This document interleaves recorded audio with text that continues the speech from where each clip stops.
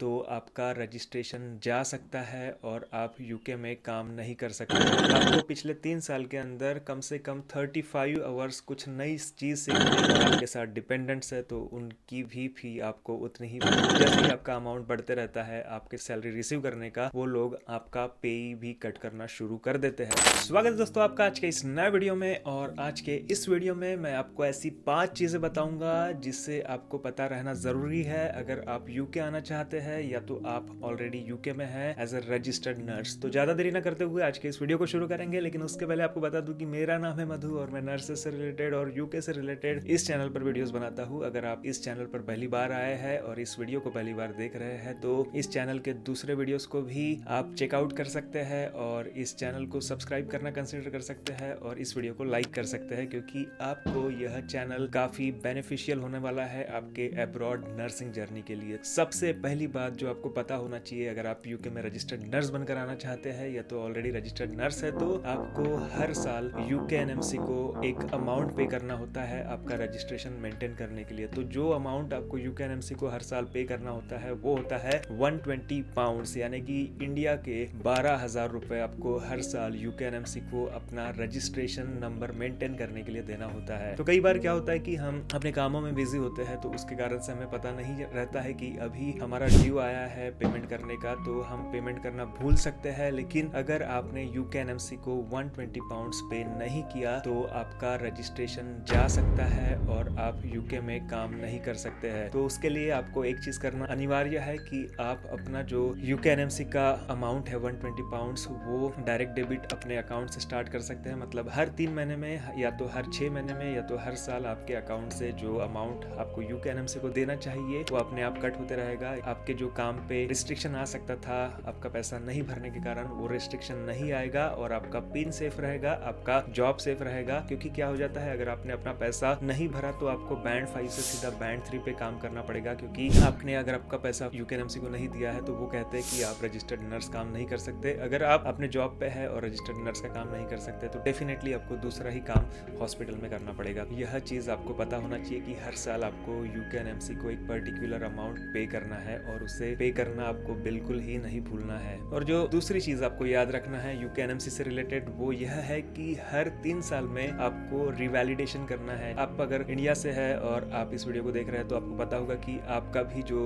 Nursing registration आपके state में होता है, काफी सारे लोग महाराष्ट्र से या अलग अलग स्टेट से है और सारे स्टेट्स का अपना अपना नर्सिंग काउंसिल है, तो हर स्टेट के कैंडिडेट्स को अपना रजिस्ट्रेशन रिन्यू करते रहना होता है। मैं महाराष्ट्र से हूँ तो हमें वहाँ पे 5 साल में अपना रजिस्ट्रेशन रिन्यू करना होता है। तो यूके में ऐसा है कि हर 3 साल में आपको रिवैलिडेशन करना होता है। रिवैलिडेशन का क्राइटेरिया यह है कि आपको पिछले 3 साल में जब आप काम कर रहे थे एज अ रजिस्टर्ड नर्स तो आपने 450 प्रैक्टिस आवर्स कंप्लीट करना अनिवार्य है। अगर आपने 450 आवर्स काम नहीं किया है एज अ रजिस्टर्ड नर्स तो आप अपना रिवैलिडेशन कंप्लीट नहीं कर सकते हैं। तो ये एक इसका क्राइटेरिया हुआ रिवैलिडेशन का। और जो सेकंड क्राइटेरिया आपका रिवैलिडेशन का होता है, पिछले 3 साल में आपको 35 आवर्स सीपीडी कंप्लीट करना होता है। सीपीडी का मतलब होता है कंटिन्यूइंग प्रोफेशनल डेवलपमेंट। आपको पिछले 3 साल के अंदर कम से कम 35 आवर्स कुछ नई चीज सीखने की आवश्यकता है। नई चीज सीखने में आपको जो 20 घंटे होते हैं वो आपने इन क्लास कंप्लीट करना होता है। 20 घंटे आपको कैसे कंप्लीट करना है, अगर आपकी कोई ट्रेनिंग आपके हॉस्पिटल के द्वारा होती है उस ट्रेनिंग में आपको कुछ सर्टिफिकेट्स मिलते हैं, उस सर्टिफिकेट्स को आपको संभाल के रखना है आपके रिवैलिडेशन के लिए। क्योंकि जब आपके 3 साल कंप्लीट हो जाते हैं तो उस समय आपको दिखाना होता है कि आपने 35 आवर्स अपना ट्रेनिंग कंप्लीट किया है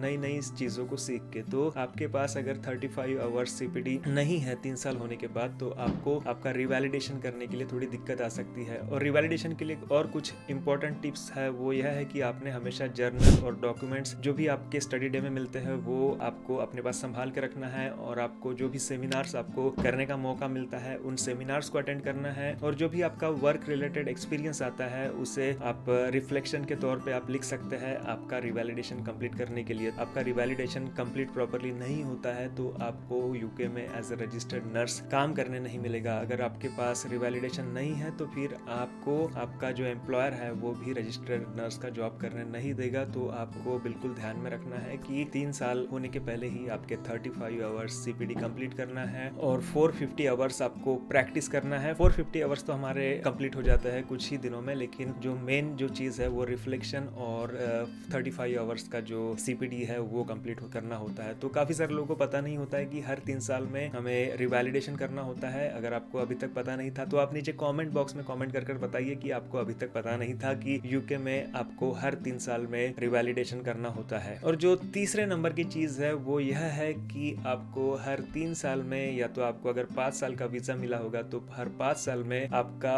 वीज़ा रिन्यू करना होता है। जब हम यूके में एज ए रजिस्टर्ड नर्स आते हैं इंडिया से पहली बार, उस समय हमारा जो एम्प्लॉयर होता है जहाँ पे हम आ रहे हैं काम करने, वो हमें हमारे वीज़ा का फ़ी देते हैं, हमारा स्पॉन्सर लेटर का फ़ी देते हैं और हमारे फ्लाइट टिकट भी हमें देते हैं, हमारे जो स्पॉन्सर होते हैं, हमारे जो एम्प्लॉयर होते हैं। लेकिन 3 साल के बाद हमारा वीज़ा एक्सपायर हो जाता है। कुछ लोगों को 5 साल का वीज़ा मिलता है तो उनका 5 साल के बाद वीज़ा एक्सपायर हो जाता है। तो उस समय आप सोच रहे होंगे कि उस समय भी हमें एम्प्लॉयर ही पैसा देगा हमारा वीज़ा रिन्यू करने के लिए, लेकिन ऐसा बिल्कुल नहीं है। जब 3 साल के बाद आपका वीज़ा एक्सपायर हो जाता है तो आपको आपका एम्प्लॉयर आपके वीज़ा रिन्यूअल के लिए कुछ भी हेल्प नहीं करता। आपको आपका वीज़ा रिन्यू करने के लिए अपना सेव करके रखना होगा पैसा, क्योंकि काफ़ी सारे लोगों के साथ डिपेंडेंट्स आते हैं और डिपेंडेंट्स को भी उतना ही अमाउंट पे करना होगा जितना उन्होंने जब पहली बार यूके में आए थे उतना पे किए थे अपना वीज़ा लेने के लिए। और अभी जैसा कि आपको पता होगा, मैंने पिछले कुछ दिनों पहले एक वीडियो डाला था जिसमें बताया था कि वीज़ा फीस इस साल बढ़ चुकी है। तो आपको पता नहीं होगा कि आपको अभी वीज़ा फी कितनी लगने वाली है, तो आप उस वीडियो को भी देख सकते हैं और आपको पता चल जाएगा कि आपको आपका वीज़ा रिन्यू करने के लिए कितना पैसा लगने वाला है। लेकिन काफ़ी सारे लोगों को 5 इयर्स कंप्लीट हो जाएंगे, उन लोगों के पास एक ऑप्शन होगा कि वो ILR के लिए, जिसे हम इंडेफिनाइट लीव टू रिमेन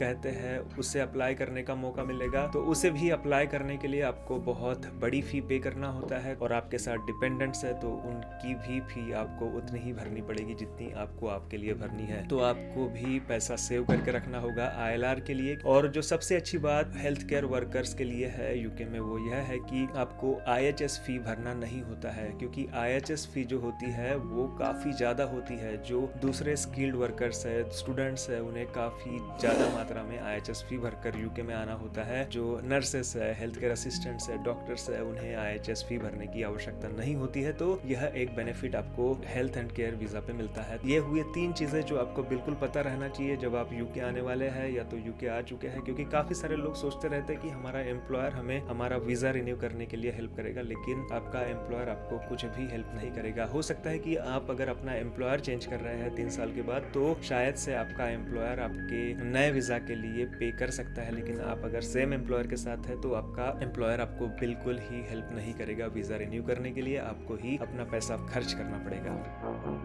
आपने मेरे काफ़ी सारे वीडियोस में देखे होंगे कि यूके में हेल्थ केयर बिल्कुल फ्री है, लेकिन जो चीज़ यूके में बिल्कुल फ्री नहीं है हेल्थ केयर से रिलेटेड वो है कि आपका जो डेंटल ट्रीटमेंट है वो यूके में बिल्कुल ही फ्री नहीं है। इंग्लैंड में, स्पेशली इंग्लैंड और दूसरे कंट्रीज में जो यूके में आती है उसमें फ्री नहीं है, लेकिन आप अगर वेल्स में रहते तो वेल्स में कुछ चीज़ें फ्री आपको दी जाती है डेंटल में। लेकिन आप अगर इंग्लैंड में रहते हैं तो इंग्लैंड में आपको डेंटल से रिलेटेड जो भी प्रॉब्लम्स आपको आते हैं उसके लिए पे करना होता है। और यहाँ पे जो प्राइवेट सेक्टर में डेंटल ट्रीटमेंट आपको लेना होता है तो वहाँ पे आपको बहुत बड़ा अमाउंट पे करना होता है। तो इसीलिए मैं आपको सजेस्ट करना चाहूँगा कि अगर आप यूके में आना चाहते हैं, आप अगर अभी इंडिया में हैं और यूके आने का सोच रहे हैं, तो आपके जो भी डेंटल रिलेटेड प्रॉब्लम्स है उससे पहले सॉल्व कीजिए, क्योंकि यहाँ आने के बाद अगर आपके प्रॉब्लम्स बढ़ते हैं तो आपको बहुत ज़्यादा पैसा स्पेंड करना पड़ेगा अपने ट्रीटमेंट के लिए। और जो 5वें नंबर की चीज़ है वो है पेमेंट से रिलेटेड। आपको पता ही होगा कि यूके में आपको हर महीने सैलरी मिलती है, लेकिन अगर आप बैंक शिफ्ट करते हैं तो आपको हर हफ्ते सैलरी मिलती है। जो मेन चीज़ मैं आपको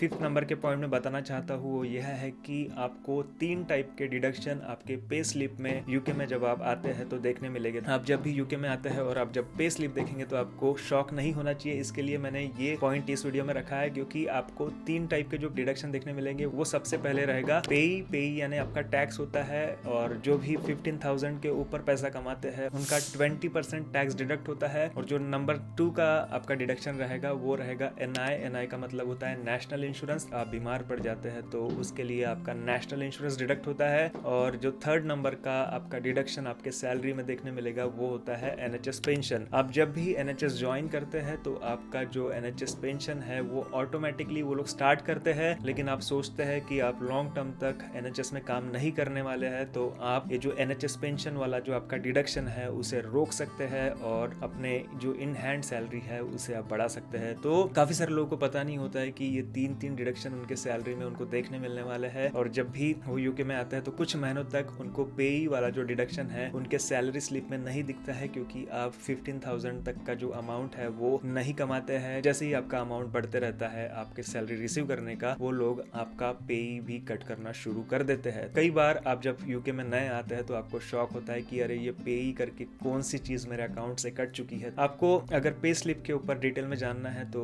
मैं उसके ऊपर वीडियो बना सकता हूँ, क्योंकि आपको पता होगा कि मैं इस चैनल पर मोस्टली पेमेंट के ऊपर बात नहीं करता हूँ, लेकिन आप चाहते हैं कि मेरी जो बैंड 6 की स्लिप है वो आपके साथ शेयर करूँ तो आप मुझे नीचे कमेंट बॉक्स में कमेंट कर बोलिए, तो मैं कोशिश करूंगा कि पे स्लिप के भी ऊपर आपको डिटेल में वीडियो बना के बताऊँ और जो भी पेमेंट की एनाटॉमी होती है, पेमेंट स्लिप की एनाटॉमी होती है वो समझा के बताऊँ। तो आशा करता हूँ कि ये जो 5 पॉइंट है वो आपको समझ में आ गए होंगे, और नीचे कमेंट कर बताइए कि इन 5 चीजों में से कौन सी चीज आपको पहले से पता थी और कौन सी चीज आपको आज पहली बार पता चली। तो आशा करता हूँ कि हमेशा की तरह आपको यह वीडियो भी पसंद आया होगा। अगर यह वीडियो पसंद आया है तो इसे लाइक कीजिए, चैनल को सब्सक्राइब कीजिए और अधिक से अधिक लोगों तक इस वीडियो को शेयर कीजिए। Thank you guys for watching this video and God bless you.